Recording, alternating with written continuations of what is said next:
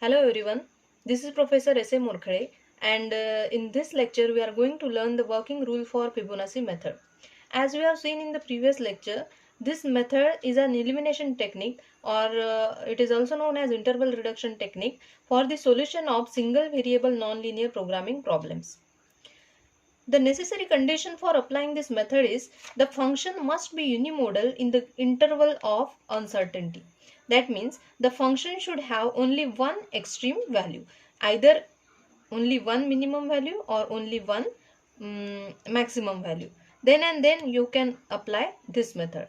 And this method uses the Fibonacci numbers. The Fibonacci numbers are 1, 1, 2, 3, 5, 8, 13, 21 and infinite series up to Fn, let us say.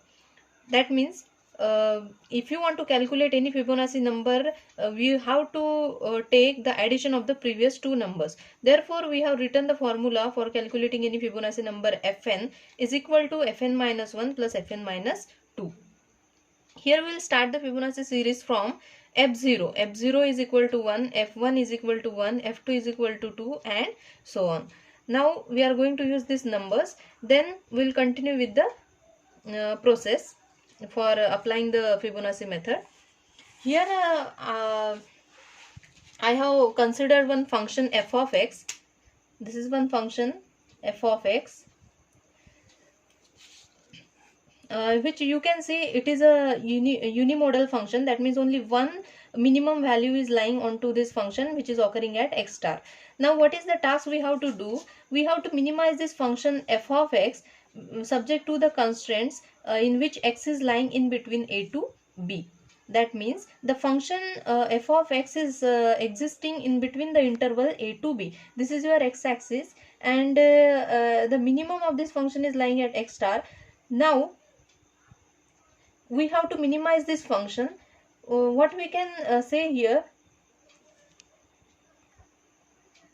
as the x star is lying on this side of the interval, this part is of no use. Therefore you have to locate 2 points. I will locate here x1 and x2. How to locate these points, 2 points, and where to locate this point, that I will explain afterwards. But here just note one point. We have to locate here 2 points x1 and x2, and as the function extreme point is lying on this side, so this part is of no use, so you can simply discard it. We can directly remove this part. Therefore your next interval of uncertainty will be from x1 to b. Okay, the same point again we are going to repeat here. Only the shape of the function I have changed. The reverse case we are going to consider. Here the function extreme point is lying on this side of the interval. Okay, so here as we can say that x1 is like x star is lying on this side, so we can simply discard this part by considering, again I will write here x1 and x2. Okay, and after locating these points you can just discard this part. You have eliminated this part, so your next interval of uncertainty will be from a to x2. In this way we have to apply the Fibonacci method. Let us go on to the working rule.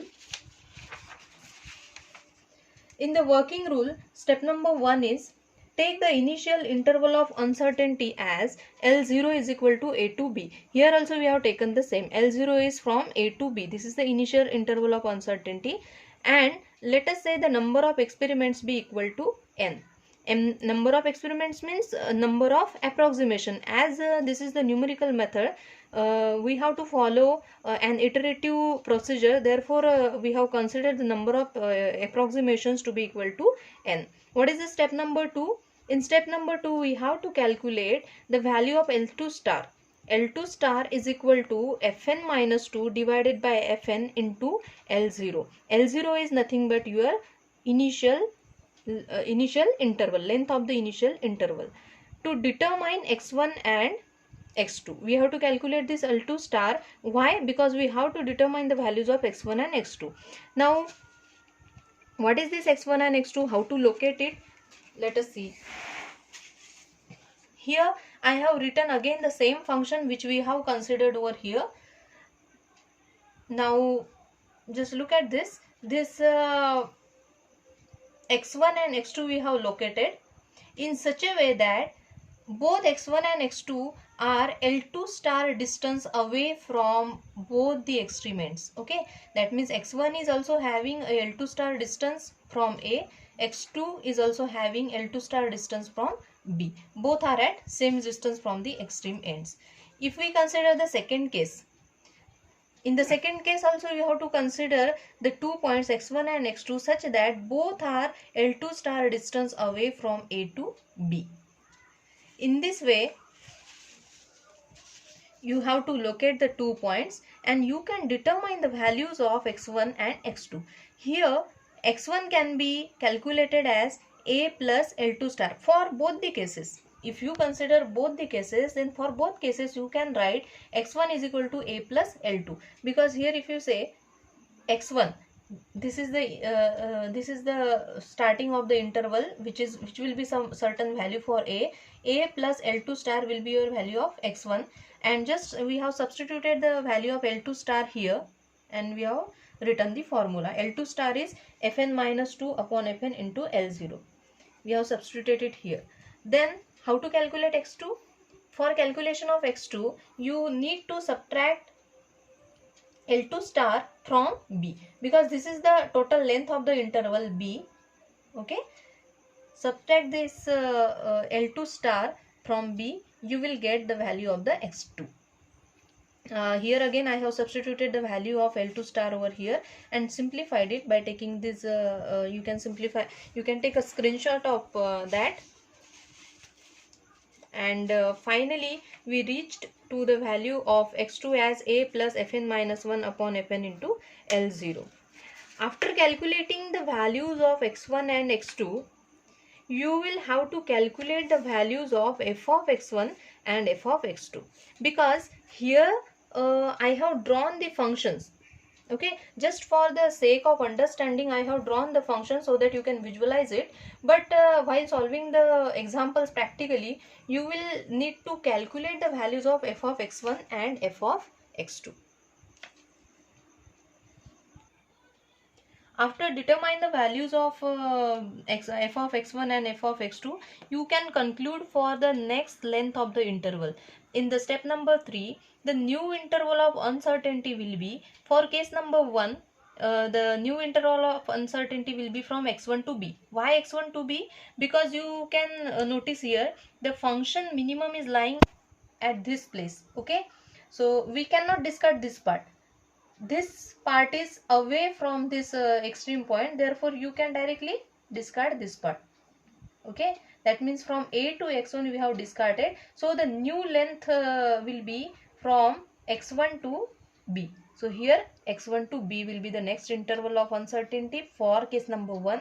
For case number 2, here the minimum is lying on this side, therefore this part is of use and this part is of no use, so directly you can remove this part. That means we have discarded x2 to b, so the next interval will be from A to x2. So A comma x2 will be the next interval for case 2. Okay, then let's just move on to the step number 4. In step number 4, next interval length L2 would be either x1 comma b or A comma x2 as we have determined, and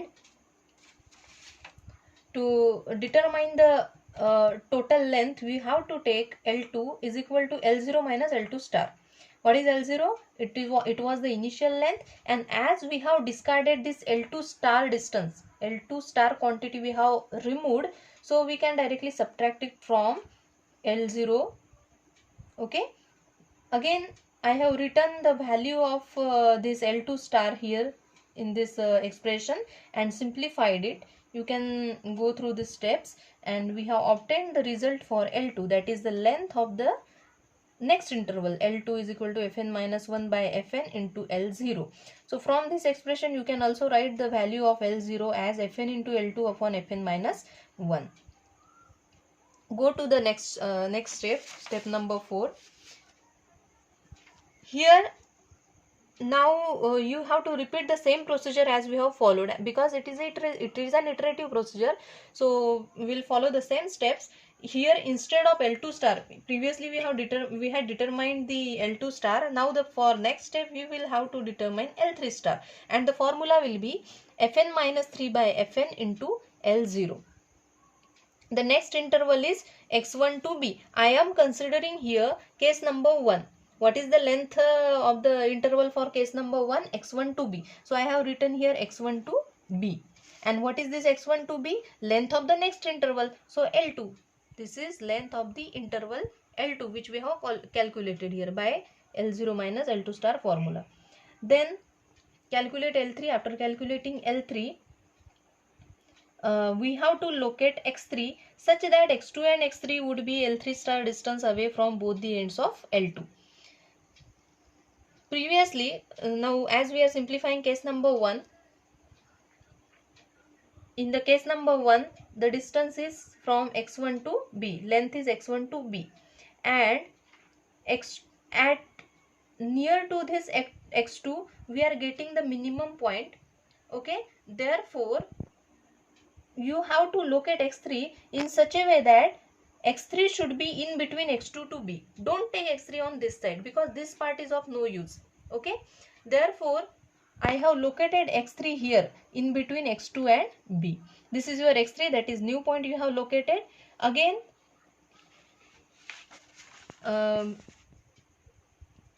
you have to determine the values of x2 and x3 and then evaluate the function f of x2 and f of x3, and assuming the unimodality property, we discard the portion again. From this L2 we have L3 star and determine the length of the next interval, that is L3.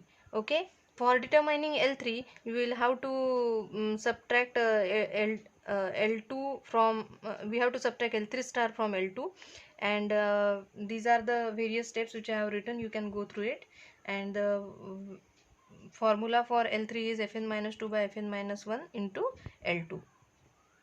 Here I have written in these steps I have written the value of L0 as fn into L2 divided by fn minus 1, and then I have simplified it. Okay, remaining steps are very simple, you can go through it. In this way, by following the iterative procedure, we can get the value of Lj star for n number of for the nth experiment or nth approximation as fn minus j upon fn minus j minus 2 into Lj minus 1, and the length of the nth interval, that is Lj, will be equal to fn minus j minus 1 upon fn into L0.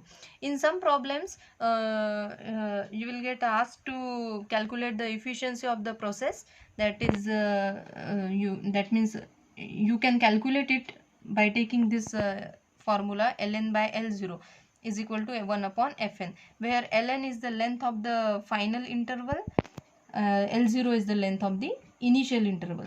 In this way you can calculate the optimum solution by using Fibonacci method. Let us meet in the next lecture now, and in the next lecture we will solve one example based upon this method, and the points will get cleared whenever we will solve the example. Thank you. Let us meet in the next lecture.